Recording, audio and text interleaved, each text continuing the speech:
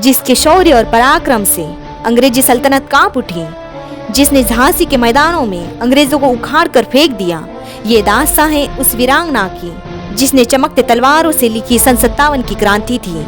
ये कहानी एक ऐसी योद्धा की है जिसने मर्दानी की परिभाषा बनकर आजादी का पैगाम दिया। दूर फिरंगी को करने की सबने कसम खाई थी। चमक उठी सन 57 में वो तलवार पुरानी थी। दोनों हाथों में तलवार लेके बढ़ने वाली वो एक महारानी थी। इतिहास के पन्नों में चीख चीख के सुनाई जिसको वीरता की कहानी थी। वो मर्दानी झांसी वाली रानी थी। खूब लड़ी मर्दानी वो तो झांसी वाली रानी थी। जी हाँ, मैं बात कर रही हूँ द फाइटर क्वीन झांसी की रानी लक्ष्मीबाई की। मराठा शासित झांसी राज्य की रानी और 1857 के प्रथम भारतीय स्वतंत्रता संग्राम की तथा राज्य क्रांति की द्वितीय शहीद वीरांगना थी। उन्होंने सिर्फ 29 वर्ष की उम्र में अंग्रेजों की सेना में युद्ध किया और रणभूमि में वीरगति को प्राप्त हुई। बताया जाता है कि सिर पर तलवार के वार से शहीद हुई थी Rani Lakshmibai. The fighter queen Jhansi की रानी लक्ष्मीबाई का जन्म वाराणसी में 19 नवंबर 1828 को हुआ था। उनका नाम मणिकर्णिका मोरोपंत तांबे था, लेकिन प्यार से उन्हें मनु कहा जाता था। पिता का नाम मोरोपंत तांबे था और उनकी माँ का नाम भगीरथी बाई था। वे सुसंस्कृत, बुद्धिमान और धर्मनिष्ठ स्वभाव की थी और उनकी माता का मनु के बचपन में ही मृत्यु हो गया था, क्योंकि घर में मनु की देखभाल के लिए कोई नहीं था। इसलिए पिता मनु को अपने साथ पेशवा बाजीराव द्वितीय के दरबार में ले जाने लगे, जहां चंचल और सुंदर मनु को सब लोग प्यार से छबीली कहकर बुलाने लगे। मोरोपंत तांबे एक मराठी थे और मराठा बाजीराव की सेवा में थे। मनु ने बचपन में ही शास्त्रों की शिक्षा के साथ शस्त्र की शिक्षा भी ली। सन 1842 में उनका विवाह झांसी के मराठा शासित राजा गंगाधर राव नेवालकर के साथ हुआ था। विवाह के बाद उनका नाम लक्ष्मीबाई रखा गया।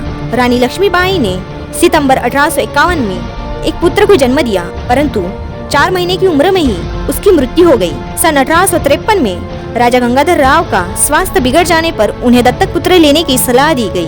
पुत्र गोद लेने के बाद राजा गंगाधर राव की मृत्यु हो गई। दत्तक पुत्र का नाम दामोदर राव रखा गया था। लॉर्ड डलहौजी की राज्य हड़पने की नीति के चलते ब्रिटिशों ने निसंतान लक्ष्मीबाई को उनका उत्तराधिकारी गोद लेने की अनुमति नहीं दी। जब लक्ष्मीबाई को इसकी सूचना मिली तो उन्होंने चिल्लाकर कहा, मैं अपनी झांसी नहीं दूंगी। हालांकि ब्रिटिश की इस कार्रवाई के विरोध में रानी की सारी सेना, उसकी सेना नायक और झांसी के लोग रानी के साथ लामबंद हो गए और उन्होंने आत्मसमर्पण करने के बजाय ब्रिटिशों के खिलाफ हथियार उठाने का संकल्प किया। रानी लक्ष्मीबाई ने हिम्मत नहीं हारी और उन्होंने हर हाल में झांसी राज्य की रक्षा करने का निश्चय किया।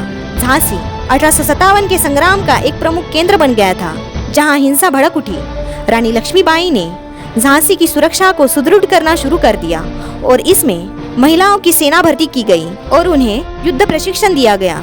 परंतु रानी के सेना नायक में से एक दुल्हे राव ने उसे धोखा देकर किले का एक संरक्षित द्वार ब्रिटिश सेना के लिए खोल दिया। परंतु झलकरी बाई, जो लक्ष्मीबाई की हमशक्ल थी, उसने और रानी के सेनापतियों की सलाह से रानी लक्ष्मीबाई अपने घोड़े बादल पर बैठकर ब्रिटिशों से बचकर भाग निकलने में सफल हो गई।